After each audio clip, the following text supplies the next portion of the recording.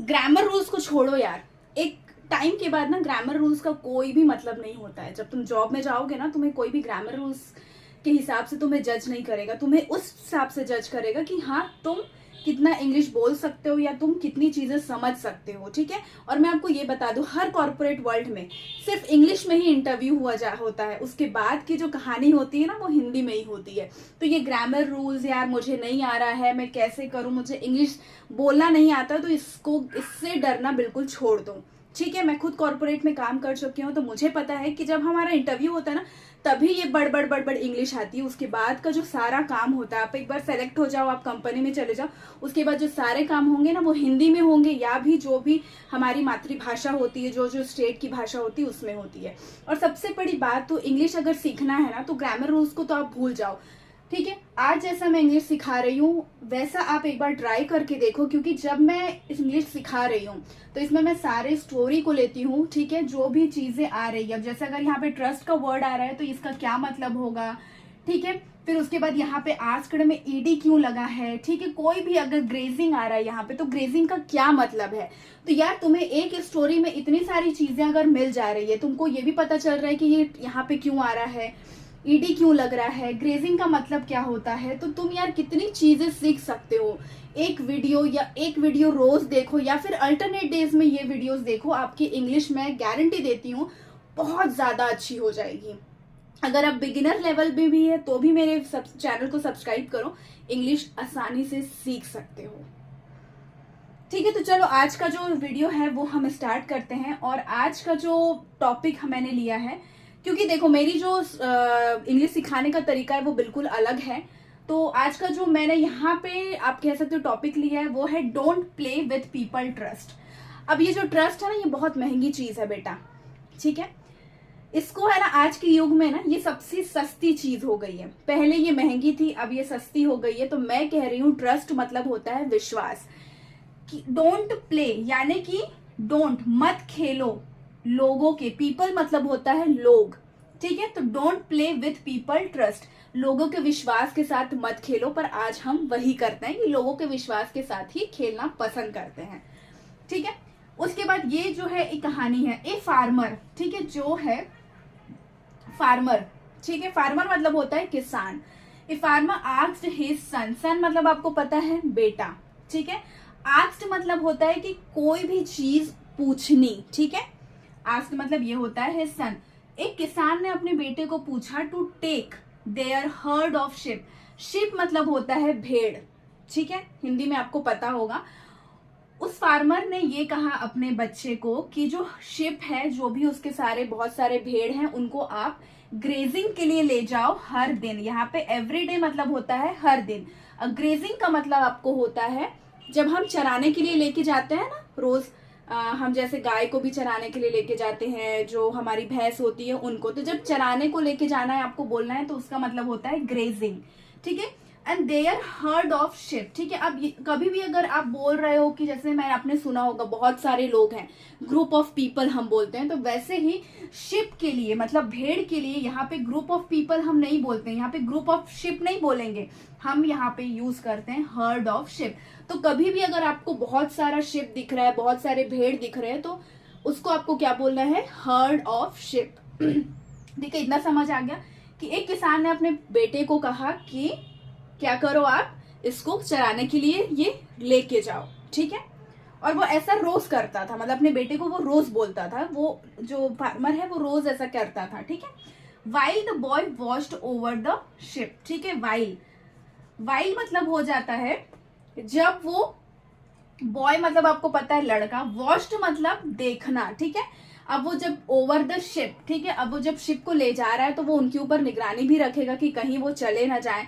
तो जब क्या हो रहा था, लड़का जब उन शिप को देख रहा था, ठीक है, ही गॉट बोर्ड। बोर्ड मतलब क्या हो जाता है, किसी भी इंसान से हम बोलते हैं ना बोर हो गया हूं यार, ये तो बहुत आसान है, तो ही गॉट बोर्ड। तो वो लड़का जो है ना शिप को देखते देखते बहुत बोर हो जाता है और वो सोचता है and decided to have some fun, ठीक है। फन मतलब आपको पता है मस्ती करना।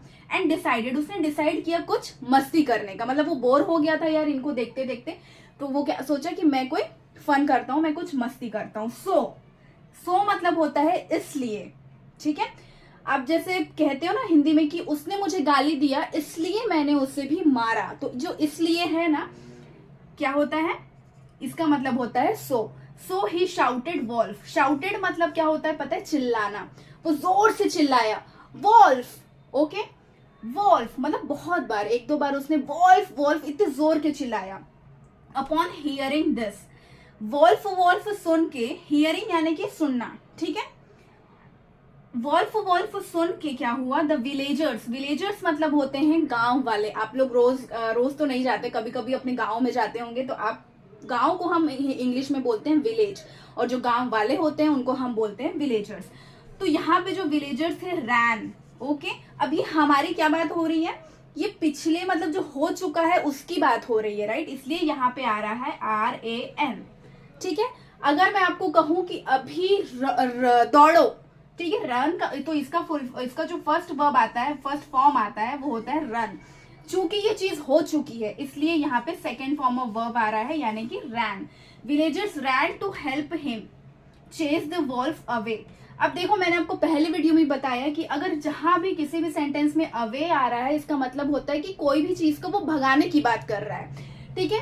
तो जब उसने बहुत चिल्लाया वॉल्फ वॉल्फ, तो जो गांव वाले थे वो उसकी हेल्प के लिए भागे कि हम जो हमारा भेड़ होता है, भेड़िया होता है, उसको हम भगाएं। अब यहाँ पे वॉल्फ का मतलब आपको क्या होता है, भेड़िया। तो आपने यहाँ पे दो चीजें सीखी कि एक होता है आपका शिप यानी कि भेड़, और वॉल्फ यानी कि होता है भेड़िया, ठीक है। तो वो जो भेड़िया है, लोगों को क्या लगा, जो गांव वाले, उनको लगा कि ये जो भेड़िया है उसको काट रहा है या फिर उसको बहुत मार रहा है, क्योंकि जो भेड़िया होता है वो बहुत खूंखार होता है, मतलब वो लोगों की जान भी ले सकता है, ठीक है। एज दे रीच्ड हिम, जब वो उसके पास गए, ठीक है, रीच यानी कि पहुंचना होता है, ठीक है। तो जैसे ही वो उसके पास पहुंचे, they realized that there was no wolf. They realized यानी कि उनको ऐसा लगा कि वहां पे तो कोई भेड़िया नहीं है, देयर वॉज नो वॉल्फ, वहां पे कोई भेड़िया था ही नहीं। And he was just kidding, वो बस, हम बोलते हैं ना बचकानी हरकतें करना, तो किडिंग का मतलब होता है बचकानी हरकतें। तो वो क्या कर रहा था, वहां पे बचकानी हरकतें कर रहा था, ऐसा लोगों को लगा, ठीक है। तो विलेजर्स यानी कि जो गांव वाले थे, वर फ्यूरियस। फ्यूरियस मतलब क्या होता है आपको पता है, बहुत फ्यूरियस मतलब हो जाता है कि बहुत गुस्से में रहना, ठीक है। तो फ्यूरियस का मतलब आप जान लो कि ये इसका मतलब होता है कि एंग्री होना या फिर बहुत ज्यादा गुस्से में होना, ठीक है। ये हो गया। तो जो गांव वाले थे उनको वहां पे कोई भेड़िया दिखा नहीं, तो वो बहुत ज्यादा क्या हो गए, फ्यूरियस हो गए, यानी कि गुस्से में थे, वो बहुत ज्यादा एंग्री हो गई। एंड दे येल्ड मतलब होता है आपका किसी के ऊपर चिल्लाना, ठीक है। हम बोलते हैं ना कि मम्मी ने मुझे डांट दिया, तो उसने क्या किया है, मम्मी ने येलिंग किया है, ठीक है। एंड दे येल्ड, मम्मा येल्ड, ठीक है। अगर आपको कोई चीज बोलनी है कि हाँ मम्मी ने मेरे ऊपर चिल्लाया, तो आपको क्या बोलना है, मम्मा येल्ड, ठीक है। और अगर आपको ये बोलना है कि वो अभी चिल्ला रही थी, तो आपको बोलना चाहिए शी इज येलिंग, ठीक है। तो वो जो गांव वाले थे वो लड़के के ऊपर चिल्लाए for creating chaos and panic, ठीक है। फॉर क्रिएटिंग यानी कि क्या होता है, बनाना, ठीक है। वो उसके ऊपर चिल्लाए क्योंकि वहां पे बहुत ज्यादा केओस हो गया था, जैसे होता है ना कि बहुत ज्यादा कंफ्यूजन हो जाना, ठीक है, वैसा हो गया था कि यार सच में है, कोई लोग घबरा जाते हैं, ठीक है। तो उसका मतलब होता है केओस। एंड पैनिक यानी कि क्या हो जाता है कि बहुत ज्यादा घबरा जाना कि अब क्या होगा, अब क्या होगा, ठीक है। तो इतना आपको समझ में आ गया, आगे की स्टोरी अभी हम कंटिन्यू करते हैं। ऑन द नेक्स्ट डे मतलब दूसरे दिन, बॉय शाउटेड। अब बॉय शाउटेड यानी कि क्या होता है, चिल्लाया। बॉय जोर से चिल्लाया, जोर से नहीं चिल्लाया, यहाँ पे सिर्फ लिखा है वॉल्फ। जैसे वो पहले कर रहा था वैसे ही उसने क्या किया, फिर से चिल्लाया वॉल्फ। अगेन यानी कि होता है फिर से, जैसे कि हम बोलते हैं ना कि यार मैंने ऐसा किया, यार उसने ऐसा किया, मैंने उसको डांटा, फिर से उसने ऐसा किया, है ना। तो उसका मतलब क्या हो जाता है, अगेन यानी कि होता है फिर से।